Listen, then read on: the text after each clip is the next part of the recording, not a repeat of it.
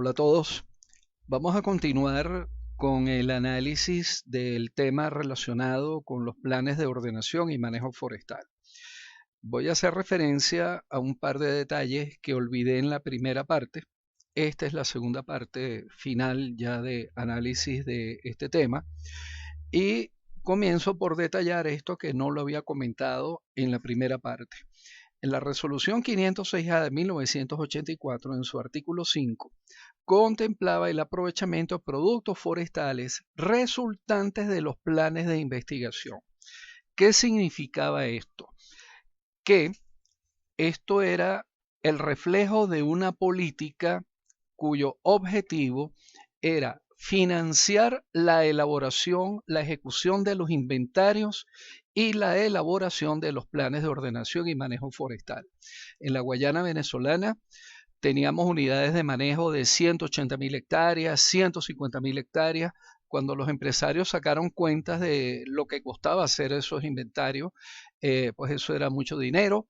Ellos plantearon que no tenían el capital suficiente para eso y la alternativa que se ejecutó fue que se dieron unas parcelas de investigación con unos proyectos de investigación y en esos proyectos de investigación había aprovechamiento de madera, esa madera se sacaba del bosque, se vendía y de esa forma los empresarios se capitalizaban para hacer los inventarios y los planes de manejo.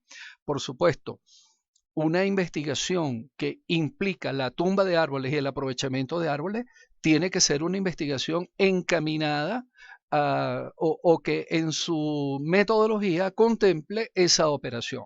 Y esas investigaciones fueron fundamentalmente estudios relacionados con los costos y rendimientos de las operaciones forestales. O sea, hubo en todas las unidades de manejo de Guayana, hubo entonces programas de investigación que se llamaban determinación de los rendimientos y los costos en labores de tumba, roleo, arrastre, transporte, carga de productos forestales.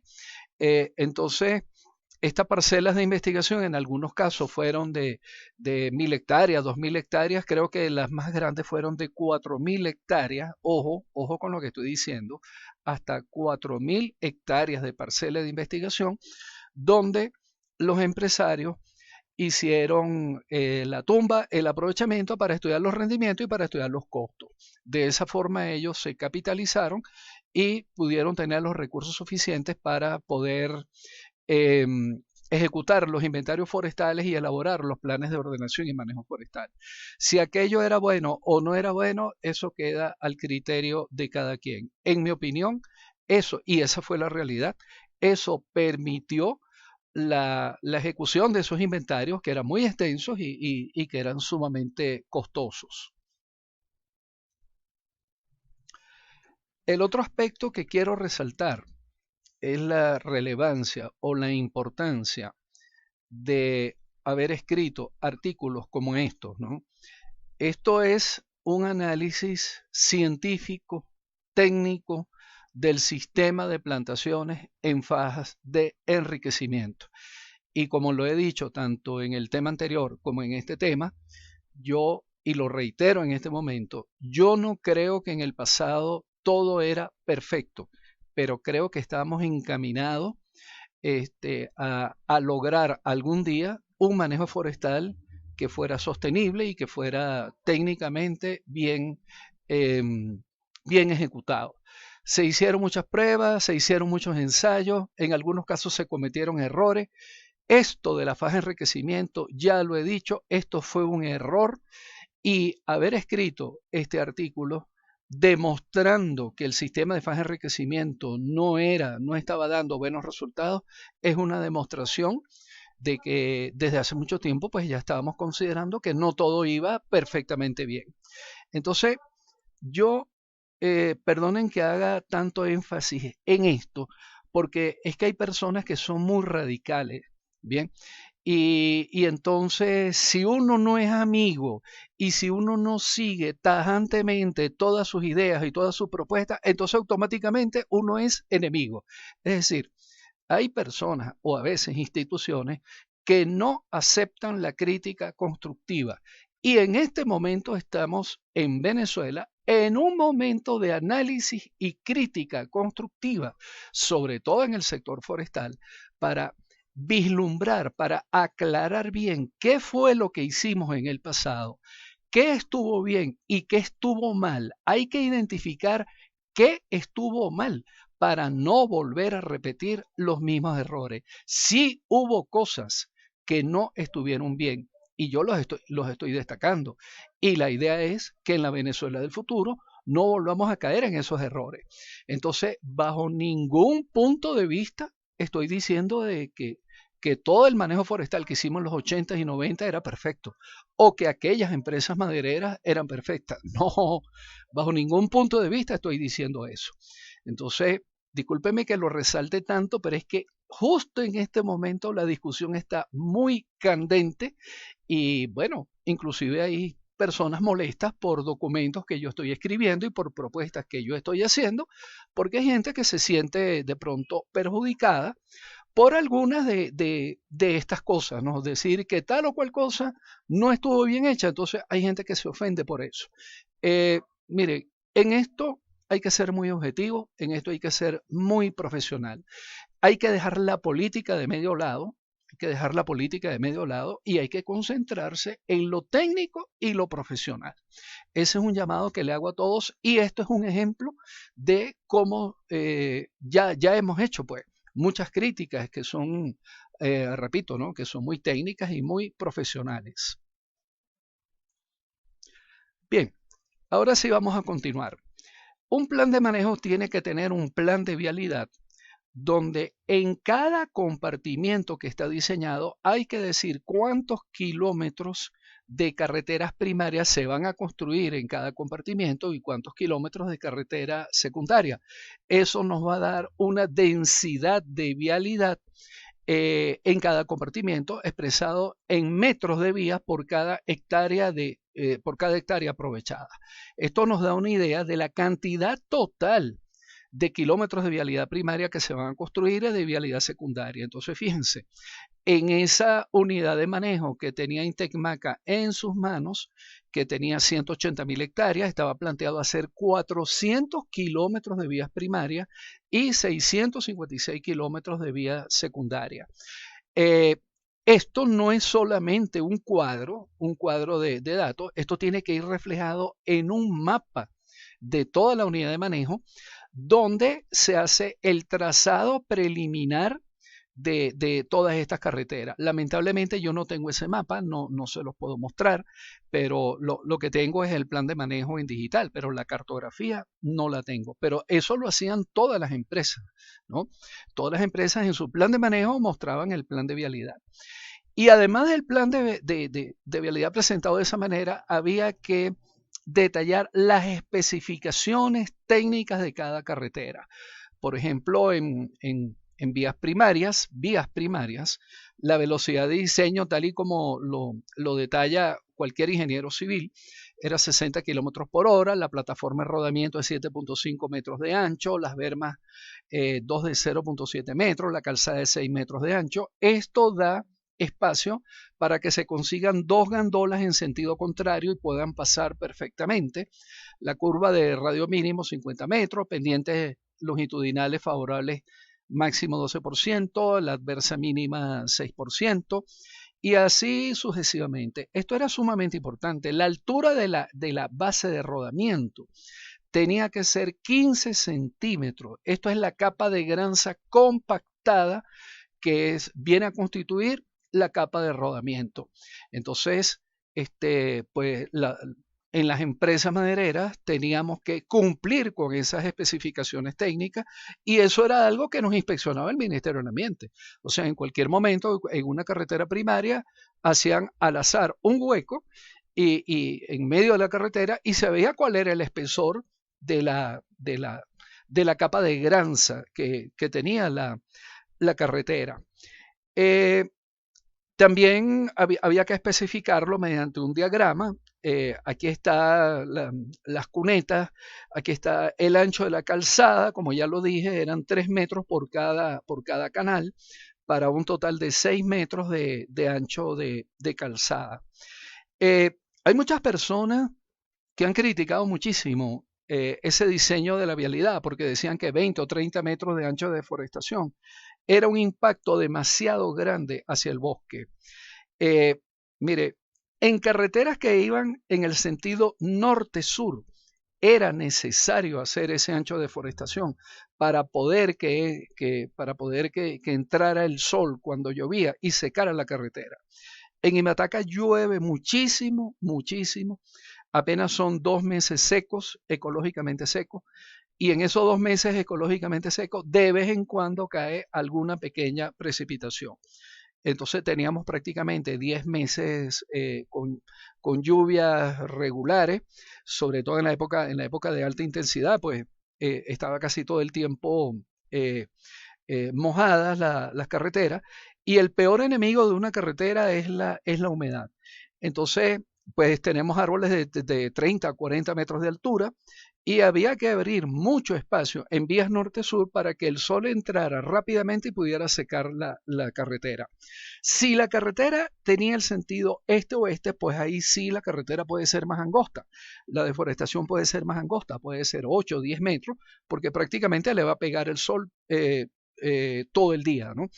En todo caso, cuando una carretera engranzonada se abandona, en 1 o en 2 años, la vegetación invade y recupera totalmente esa carretera. Repito, sí se abandona, porque si uno sigue circulando por allí todo el tiempo, durante años y años, pues la carretera no se va a recuperar. Pero si la carretera es abandonada y ya no hay más circulación, la carretera se recupera. En los patos de rola tenemos una situación similar.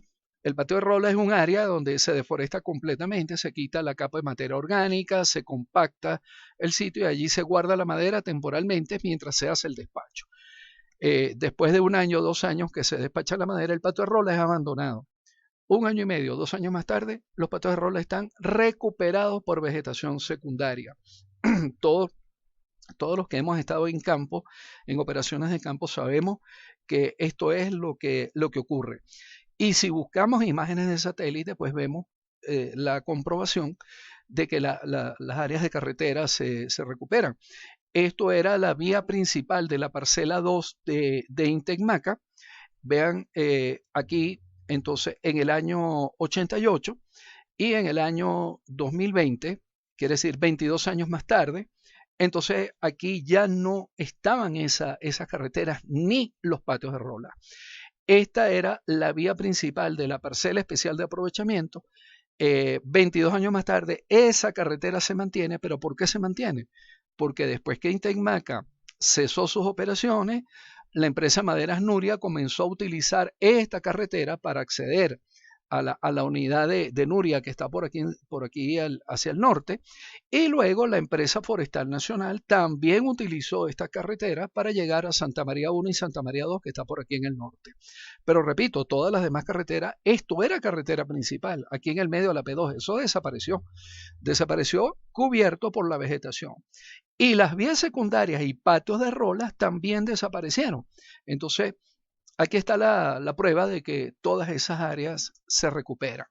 Igualmente, en la unidad de Hermanos Hernández, allá al fondo de la vía de Bochinche, eso está casi que en el borde, en el lindero, en la zona con reclamación, la zona de reclamación.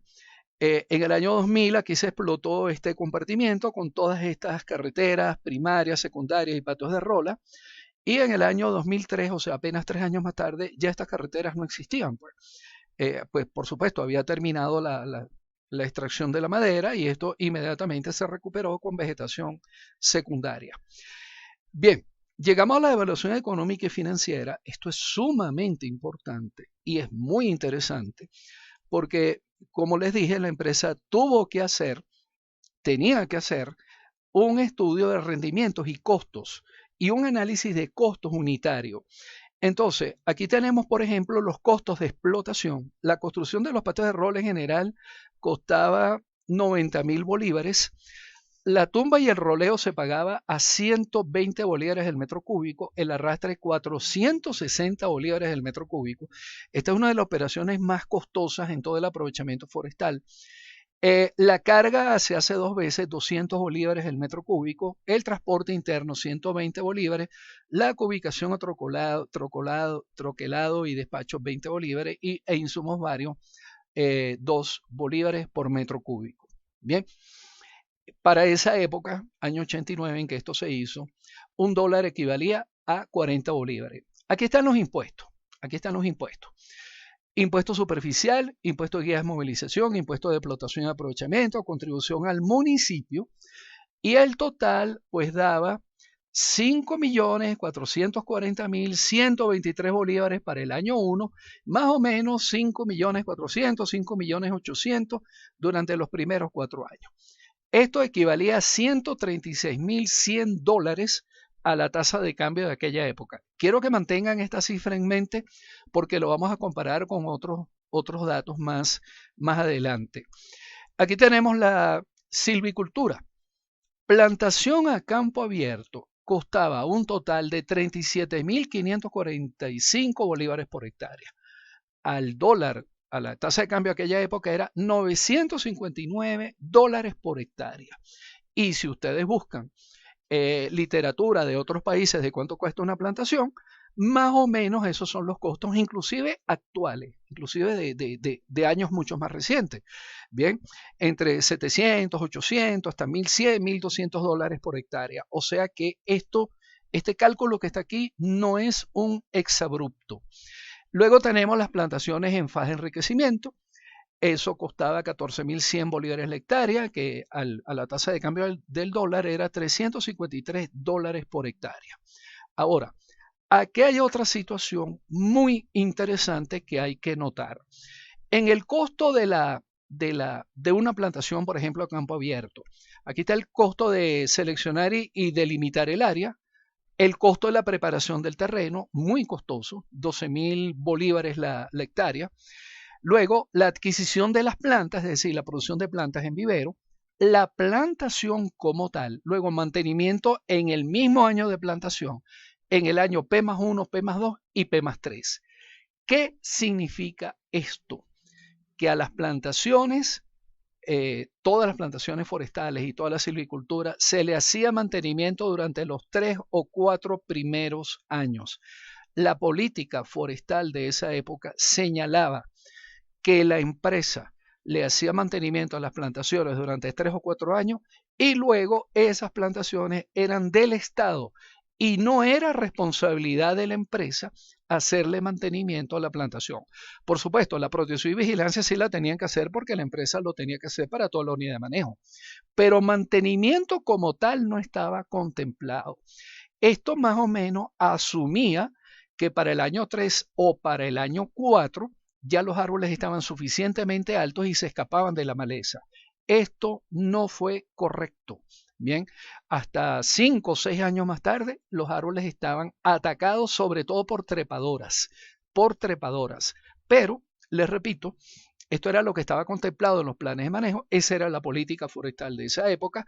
Esto quedó reflejado en los contratos administrativos y no era obligación de la empresa hacer mantenimiento más allá del año 4 en plantaciones en línea o más allá del año 3 en plantaciones a campo abierto o en plantaciones en fajas de enriquecimiento. Es decir, todo esto se interpreta aquí de la evaluación económica y financiera. Aquí está, por ejemplo, la parte de costos de maquinaria y esto es sumamente interesante. Bien, aquí se contemplaron 15 máquinas de arrastre, Caterpillar 518 o John Deere 540D. El total era 71.250.000 bolívares de aquella época y esa inversión había que hacerla en el año 1 y repetirla en el año 10. Si yo divido esto entre las 15 máquinas y lo llevo a la tasa de cambio del dólar, pues esto daba un total de 118.750 dólares por máquina. Y ese es el costo aproximado de una máquina de esas nueva. ¿Qué implica este cuadro así como está, que la vida útil de una máquina es 10 años. O sea, usted tiene que hacer la inversión en el año 1 y tiene que volver a hacer la inversión en el año 10. Por lo tanto, cada 10 años tiene que tener máquinas nuevas. Teóricamente, ¿no? Teóricamente. Por supuesto, no está reflejado en este cuadro que si usted va a tener máquinas nuevas, puede vender las máquinas usadas y tendría una especie de ingreso por sustitución de la máquina. Eso no está reflejado en este cuadro. Pero lo que sí significa este cuadro es que la vida útil de las máquinas es 10 años. En un cargador frontal como un Caterpillar 950, estos costaban $85.500 por máquina y la vida útil era un poco más corta. Bien, era apenas de 9 años. Equipos de apoyo logístico. Esto eran todos los vehículos doble tracción, pues. Los Toyotas o de la marca que usted quiera, fueran tipo machito o de plataforma. Eran más o menos 10 vehículos. Se gastaban unos 15 millones de bolívares en total, que dividido entre 10 máquinas y a la tasa del dólar daba $35.000 cada vehículo. Ese era el precio correcto en esa época e inclusive en los últimos años, ese más o menos ha sido el precio de estos vehículos doble tracción aquí en Venezuela.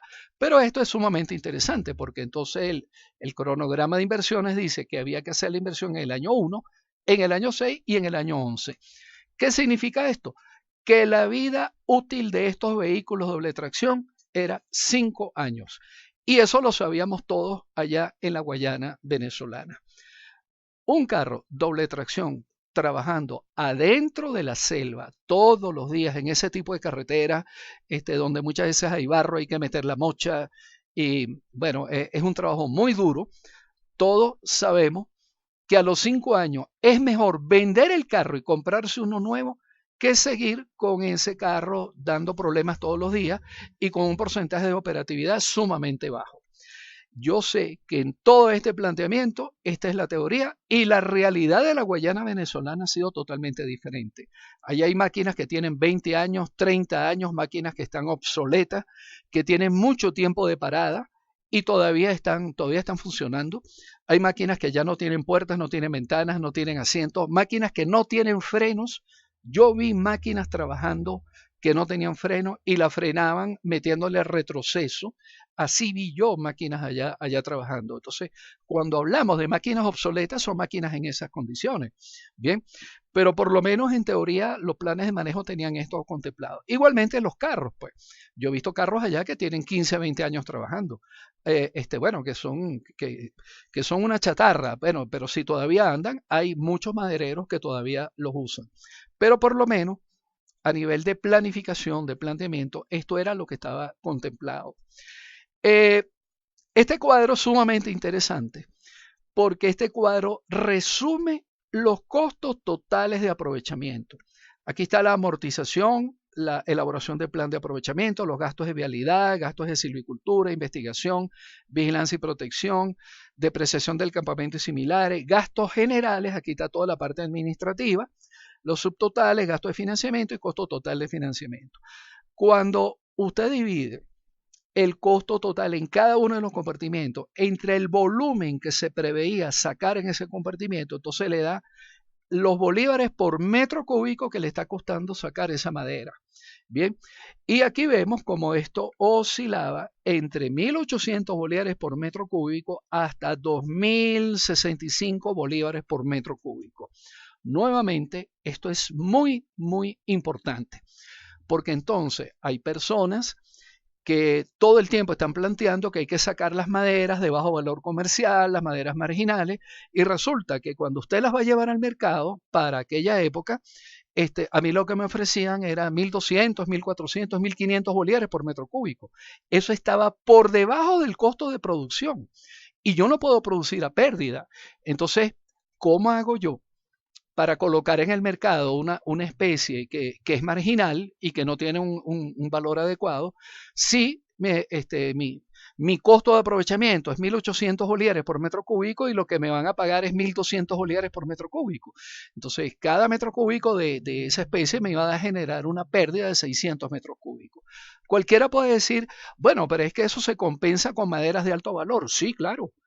Más o menos se puede compensar, pero usted no puede sacar entonces a gran escala altísimos volúmenes de maderas de bajo valor comercial porque si no, no tiene rentabilidad en la unidad de manejo.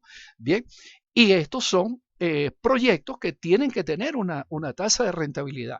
El Mureillo, por ejemplo, lo vendíamos en 3.000 bolívares el metro cúbico para aquella época. Algarrobo, Puy, Zapatero, siempre especies muy valiosas. Bueno, ya esas costaban 4.000, 5.000 bolívares el metro cúbico. Pero Algarrobo, Puy y Zapatero no es que eran tan abundantes. Ahí lo más abundante era el Mureillo en aquella época. Pero teníamos mucha, altísima cantidad de especies blandas de muy bajo valor comercial, que en primer lugar no tenían una alta demanda y en segundo lugar, pues su costo de venta en bolívares por metro cúbico era sumamente bajo y aquello no era rentable sacarlo. Entonces, todo esto hay que tomarlo en cuenta para entender cómo va la operación forestal y más o menos cómo es que uno puede ir ejecutando. Algunas cosas las puede ejecutar y hay otras que no se pueden ejecutar. En líneas generales, aquí está el flujo de fondos apenas hasta el año 15, pero acuérdense que al final este plan de manejo quedó contemplado para 40 años. Fíjense ustedes en el año 15. Claro, los 2 primeros años el flujo de fondos es negativo porque la empresa tiene que hacer muchas inversiones, comprando maquinaria, construyendo campamentos y todo aquello. Eso no estaba financiado por las parcelas de investigación. Las parcelas de investigación eran principalmente para financiar el inventario y la elaboración del plan de manejo, pero la compra de toda la maquinaria, la construcción de campamentos, los primeros kilómetros de vialidad, que la vialidad es sumamente costosa, eso no estaba financiado por las parcelas de investigación. Entonces los 2 primeros años eran años de pérdida y eso lo saben todos los madereros. Entonces ellos tenían que acudir a créditos para sobrevivir esos 2 primeros años y esto venía a dar ganancias era a partir del año 2. Pero vayámonos al año 15. Vayámonos al año 15. Estos son miles de bolívares equivalentes del año 1989. Miles de bolívares. Quiere decir que para el año 15 había un flujo positivo de 87 millones de bolívares de ganancia, ¿no?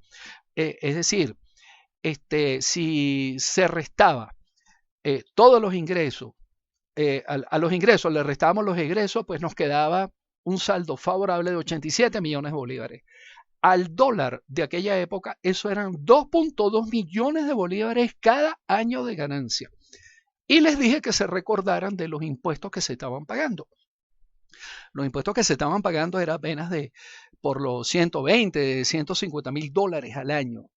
Entonces, ojalá que no me vayan a calificar de socialista, anticapitalista o intervencionista, pero yo creo que con estos márgenes de ganancia se podía hacer una mejor silvicultura, se le podía pagar mejor al personal obrero, se le podía pagar mejor a los trabajadores, y se podía pagar de pronto un poquito más de impuesto al Estado. Bien, porque además hay que considerar que en todos estos gastos, en todos estos egresos, ya seguramente ya estaba contemplado los sueldos de la junta directiva de la empresa. Generalmente en todas esas empresas, los dueños de la empresa ocupaban el cargo de presidente, gerente general, gerente de una cosa o gerente de la otra, y ya tenían sus sueldos incorporados en los gastos administrativos y en estos egresos. Quiere decir que esto eran ganancias prácticamente, ganancias netas lo que quedaba. Entonces, esto es algo para la reflexión, para que lo miremos hacia el manejo forestal del futuro.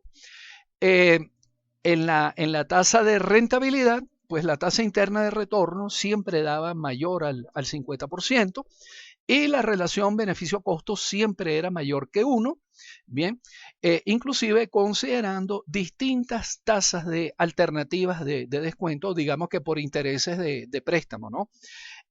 Por supuesto, mientras más alta sea la tasa alternativa porque los préstamos son más elevados, pues la relación beneficio-costo es más baja, pero siempre es mayor que 1, lo cual significa que bajo todos estos escenarios estos proyectos eran rentables. Tengo que referirme al Plan de Ordenación y Manejo Forestal que elaboró la ENAFOR en el año 2012 para esa unidad de Imataca 5, que Intecmaca estuvo manejando durante unos años y luego por alguna u otra razón Intecmaca cerró las operaciones. Algunos dicen que a Intecmaca le quitaron la concesión porque no cumplieron. La información que yo tengo es que los propios empresarios fueron abandonando la concesión entre los años 95, 97, 98 y finalmente no ejecutaron más operaciones. Bueno, realmente no tengo la certeza de que fue exactamente lo que ocurrió allí. Yo ya había salido de la empresa, yo salí de la empresa en el año 92. Bien, entonces, ¿a qué es a lo que me quiero referir? Que este plan de ordenación y manejo forestal que hizo la ENAFOR, aquí está el contenido del plan. Bien, objetivos, metodología, aspectos físicos, ecológicos, potencialidad forestal, aspectos socioeconómicos. Pero este aspecto socioeconómico es una evaluación de las poblaciones y comunidades locales, las comunidades indígenas. Esto no es un análisis económico y financiero. Aquí está el capítulo de ordenación forestal, aquí está la parte de manejo forestal y luego los lineamientos para el proyecto forestal y operativo. Entonces, ¿qué es lo que pasa con este plan de manejo? Que este plan de manejo no cumple la resolución 506A. A mí me parece muy grave que este plan de manejo no tiene capítulo de silvicultura, no tiene capítulo de vialidad, no tiene capítulo de protección y vigilancia, no tiene capítulo de industrialización y no tiene la evaluación económica y financiera para todo el plan de manejo. Me parece que eso es sumamente grave porque todos los demás planes de manejo anteriores teníamos más de 20 años de experiencia haciendo planes de manejo, pues todos esos planes de manejo sí lo contemplaban. Y este plan de manejo, que es el más reciente, entonces ni siquiera llegaba al nivel de los planes de manejo que se habían hecho antes. Y este plan de manejo, entonces, no cumple con lo que está contemplado en la resolución 506A. Bien, ese plan de manejo de la empresa nacional forestal descansa mucho en los planes operativos anuales. Hay un párrafo donde dice que todos los detalles de silvicultura, vialidad y protección y vigilancia, eso lo van a detallar en los planes operativos anuales. A mí me parece que eso es un error conceptual, porque a pesar de que los planes operativos anuales tienen que tener esos detalles, eso no obvia que en el plan de manejo tienen que estar las líneas generales y los diseños de toda la silvicultura, la vialidad, la protección y vigilancia, la industrialización y que usted tiene que tener una estimación de rentabilidad para toda la unidad de manejo. Entonces, ¿qué son estos planes operativos anuales? Bueno, aquí está la operación. La operación se inicia con la tumba, que es una tumba manual con motosierra. Luego se hace el arrastre. Esta es la máquina arrastradora y esta máquina lleva los fustes hasta los patos de rola. Allí en los patos de rola pues se hace el troceo, se hace el roleado y hay una carga primaria. Y de los patos de rola de montaña, la madera se lleva a los patos de rola principales. Allí se hace el troquelado y allí se vuelve a cargar la madera, pero esta vez en gandola, que saca la madera mediante el transporte final hasta los centros de procesamiento. Y para que esta madera salga, pues tiene que llevar las guías de movilización. Entonces, un plan anual de aprovechamiento o los planes operativos anuales son básicamente 5. El plan de aprovechamiento, el plan de vialidad, el plan de silvicultura, el plan de investigación y el plan de protección y vigilancia. Básicamente esos son los 5 planes operativos que hay que escribir todos los años. Aquí está un plan de aprovechamiento de una empresa. Creo que esto era Comafor, allí en el centro de Imataca. Iban a explotar un compartimiento cualquiera. Aquí no dice, así lo dice, 2.588 hectáreas. Allí había un total en volumen rollizo de 8.347 metros cúbicos. En rola, eso iban a ser 5.353 metros cúbicos en rola. Y aquí estaban todas las especies que ellos iban a explotar. Fíjense que aquí no hay moreillo. En esa unidad de manejo el moreillo era sumamente escaso. Algunas de las especies más importantes, pues era el algarrobo. Sí había mucho algarrobo en esa unidad de manejo. 1056 metros cúbicos en rola era más o menos lo que iba a salir.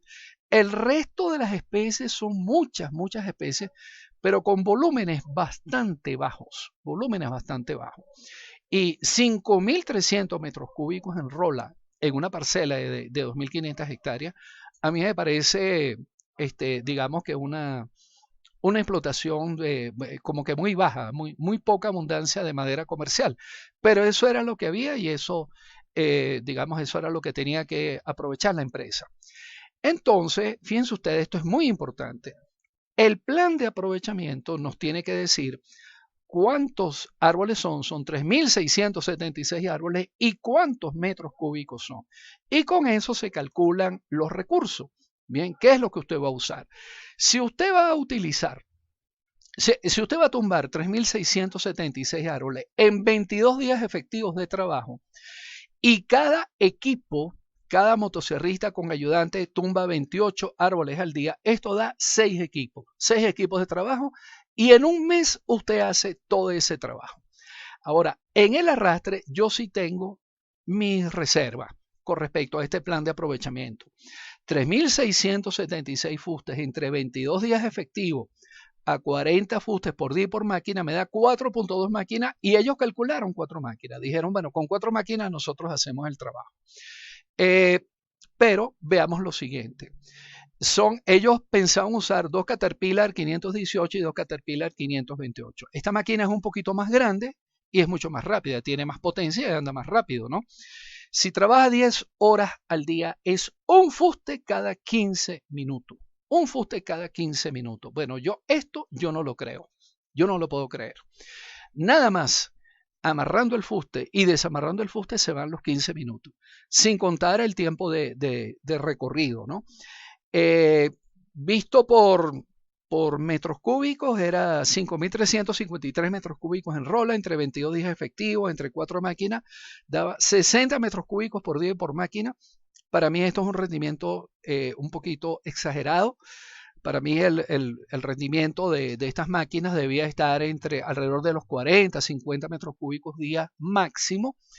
Y en todo caso, fíjense una cosa, si a usted le da 4.2 máquinas, uno no debería bajar eso, aproximarlo a 4 máquinas.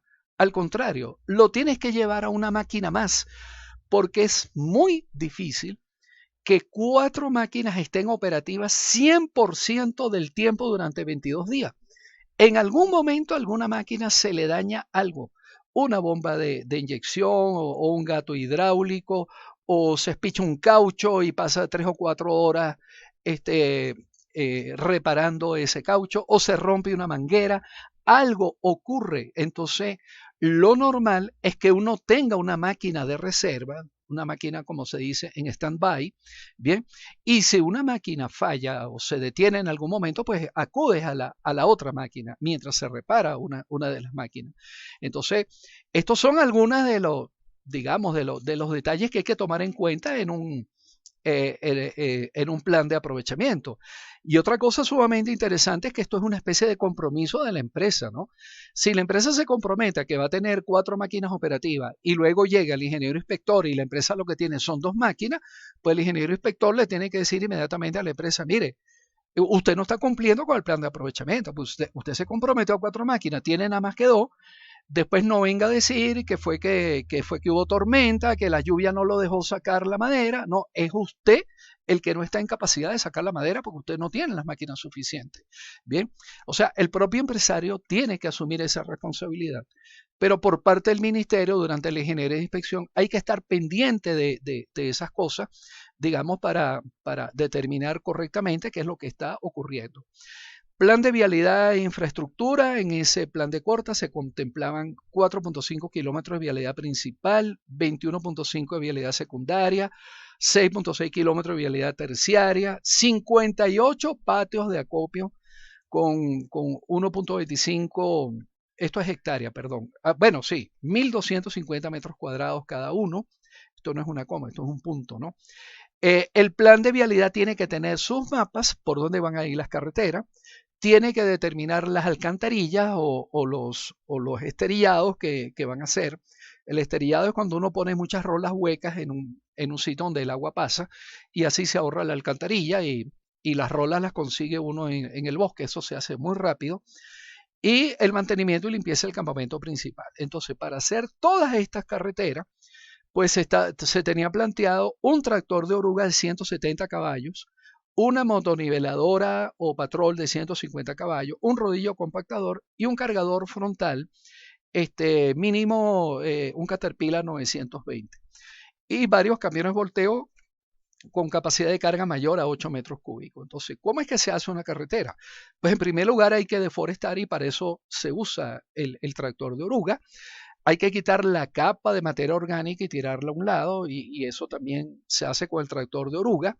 En alguna parte se busca la granza y se carga en camiones volteo y los camiones volteo lo llevan a lo largo de la vía y el patrón o la motoniveladora distribuyen esa granza de manera uniforme en el ancho de la calzada. Luego viene el compactador para que la granza quede bien compactada en la carretera y finalmente entonces pues allí se hacen todas las operaciones de transporte y si es los patos de rola pues esto tiene que quedar bien compactado y allí se puede hacer la carga. Nuevamente, esto es un compromiso de la empresa que tiene que tener toda esta maquinaria. Si la empresa falla en una de estas máquinas, pues obviamente no va a poder cumplir con el plan de vialidad. Y eso es algo de lo cual hay que estar pendiente. Bien, por correo electrónico a cada quien se le van a enviar archivos con un contrato administrativo modelo para que vean cuáles son las especificaciones de esos contratos administrativos. Eso es algo sumamente interesante y realmente los impulso les recomiendo que se tomen esa lectura en serio porque es algo muy importante, ¿no? Luego llegamos al control técnico administrativo, es decir, una empresa tiene que ejecutar sus operaciones, pero el Ministerio del Ambiente, o como se llama ahora, Ministerio de Ecosocialismo, tiene que tener un control técnico constante sobre la empresa. Y ese control parte de una Dirección Nacional de Recursos Forestales. Allá hay una división de reservas forestales y dentro de esa división, cada reserva forestal tiene un departamento. Entonces, allá en Caracas, en el nivel central, pues tiene que haber un departamento de la Reserva Forestal Imataca, otro departamento de la Reserva Forestal San Pedro, y así sucesivamente. Luego, a nivel estadal, pues hay una dirección estadal del Ministerio del Ambiente y dentro de la dirección hay una división de manejo de bosque y dentro de la división de manejo de bosque hay una jefatura de área para cada reserva forestal. Y dentro de la jefatura de área de cada reserva forestal hay un ingeniero inspector para cada empresa concesionaria. Así era como nosotros estábamos organizados en los años 80 y 90.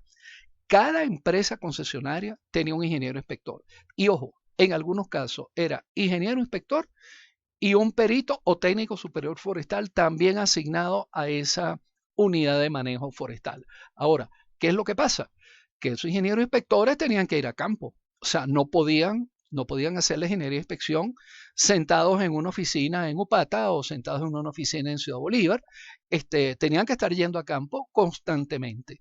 Normalmente llegaban los lunes y salían los jueves o los viernes en la mañana. Bien, entonces la ingeniería de inspección, como lo dije antes, era una ingeniería muy cerrada, muy estricta. Y esto lo quiero resaltar porque si se abandona la ingeniería de inspección, pues entonces, lamentablemente, había empresarios que, bueno, que no tenían la intención de cumplir correctamente el plan de manejo, cumplir correctamente con las operaciones. Había fallas en vialidad, había fallas en la silvicultura, había incumplimiento en la silvicultura. Yo les puedo comentar que durante los primeros años de este siglo yo estuve haciendo mi tesis doctoral allí en Guayana y yo me enteraba de que la política que estaban implementando es que si una empresa en un año determinado cumplía, por decir algo, el 60% de la silvicultura, entonces en el compartimiento siguiente le autorizaban 60% del volumen. Así, esa era la medida que estaban ejecutando. Dicho en otras palabras, usted no cumple con la silvicultura, bueno, entonces no se le va a aprobar todo el plan de corta del siguiente compartimiento. Y la silvicultura que que no se hacía, pues quedaba en deuda, siempre con una contabilidad para que la empresa lo tuviera en cuenta y se pusiera al día en algún momento determinado. Repito, si esa ingeniería de inspección se abandonó y si ese seguimiento estricto de las empresas se abandonó, pues lamentablemente muchas empresas cayeron en incumplimiento y hay personas que están diciendo que esa fue la razón por la cual se eliminaron las concesiones forestales en Venezuela. Yo no lo veo de esa manera. Bien, yo creo que eso era un seguimiento estricto que tenía que hacer el Estado a través del Ministerio del Ambiente a los empresarios. Bien, y así paulatinamente tenían que, si un empresario pasaba muchos años sin cumplir, pues entonces no tenía plan de corta, pues simplemente no tenía plan de corta. Pero aquí en Venezuela lo que ocurrió es que en un corto lapso, alrededor de 3, 4 o 5 años, todas las concesiones forestales fueron anuladas, fueron aniquiladas. Yo no puedo creer que no había ni una sola empresa maderera que estuviera cumpliendo. Por ahí algunos dicen que la única empresa maderera que cumplía era Maderas Bosco, que estaba en el lote El Dorado Tumeremo. Bueno, pues sí, yo estuve muchas veces en esa empresa, nos recibían de forma muy amable, fuimos de práctica de campo y uno veía que esa era una empresa seria que estaba haciendo sus cosas bien. Pero igual yo también estuve en otras empresas, por ejemplo, yo estuve en Comafor, en Imataca Centro, y a mí esa empresa me parecía una empresa excelente, una empresa bastante seria y en mi opinión, claro, yo no estaba viendo los detalles porque yo no iba en esa función de ingeniero inspector, pero yo vi en vivo y en directo los viveros, vi las plantaciones en fase de enriquecimiento, que era una exigencia del ministerio, vi las primeras experiencias de plantaciones en los bordes de las carreteras. Eso surgió a raíz de conversaciones que teníamos cuando yo estaba haciendo por allá la investigación de mi tesis doctoral y eso se fue haciendo inmediatamente. Entonces, repito, yo no puedo creer que absolutamente ninguna empresa maderera estuviera en incumplimiento que ameritara la anulación de todas las concesiones forestales en Guayana. Bueno, eso ya es una discusión mucho más fuerte y también es muy conflictiva porque entonces aquí entran asuntos de política y yo no quiero caer en una discusión política. El troquelado es una operación donde cada rola es golpeada fuertemente con esto que se llama martillo forestal. Esto literalmente tiene la forma de un martillo, pues. Y aquí tiene en relieve, tiene las letras, las siglas del Ministerio del Ambiente y cada martillo tiene un número particular para cada martillo. Entonces, cuando una rola se golpea fuertemente con uno de estos martillos, allí en la rola queda marcada las siglas del ministerio y el número del martillo. Entonces, se tiene que martillar por los dos extremos de la rola, por cada una de las caras de la rola. Y esta es una foto donde está mi colega y amigo Simón Rivas, de allá de Upata, y está el profesor, nuestro querido profesor Herman Finol, y el señor Matamoros, uno de los empresarios de allá de la Guayana venezolana. Imagínense ustedes, con una rola de algarrobo que tenía mucho más de 2 metros de diámetro. Pues así era la riqueza forestal, así es la riqueza forestal que tenemos allá en los bosques de la Guayana venezolana. Cuando la empresa hace el despacho, la empresa tiene que tener un documento interno, eso es un documento privado de la empresa que es la remesa. Bien, cada camión que sale tiene que tener sus datos, ¿no? La placa del vehículo, el nombre del chofer, la cédula de identidad del chofer, de qué reserva está saliendo, de qué unidad o compartimiento está saliendo, la fecha, el nombre de la empresa y todas las especies. Cada rola tiene que ir muy bien identificada. Bien, entonces aquí se, por ejemplo, la especie X, la rola número 1 tenía un diámetro de tanto, un largo de tanto y el volumen calculado para esa rola. ¿Ok? Así se va haciendo para cada rola. Y las guías que amparan este volumen se tienen que anotar, los números de las guías de movilización. Entonces aquí iba el nombre del despachador, la firma del chofer, el nombre del chofer y la firma del chofer. Con estas remesas es con lo que las empresas todos los días llevan el control de despacho. Eso, o sea, eso va a un libro que ahorita lo vamos a ver, el libro de control de movilización, y así la empresa sabe, pues por los inventarios de los troquelados, sabe cuánta madera ha ingresado y cuánta madera va saliendo diariamente. Entonces, esto eran las guías de movilización que se estuvieron utilizando en una época.